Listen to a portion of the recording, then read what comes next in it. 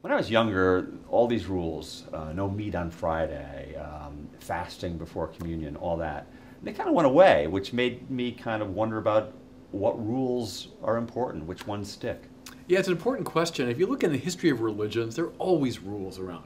In our own tradition, look at the book of Leviticus in the Old Testament.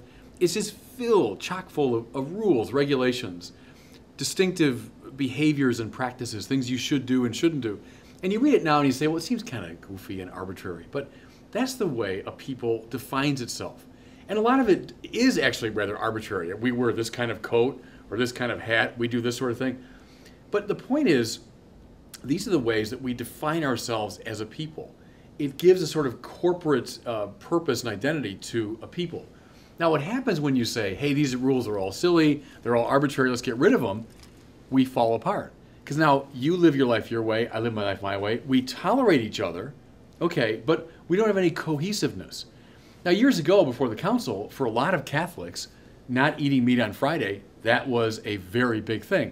Not because in itself it's that important, or that God will be infinitely offended if I eat meat on Friday, but it was a way of defining ourselves as a people. One of my favorite stories actually about this, they say before the council, a lot of Catholics would come into a movie theater, darkened place, and they'd enter their row, and before doing it, they would genuflect. Because they were just, it was in their body that when you enter the pew, you genuflect. Well, see, I love that. It meant that it was just in their bones.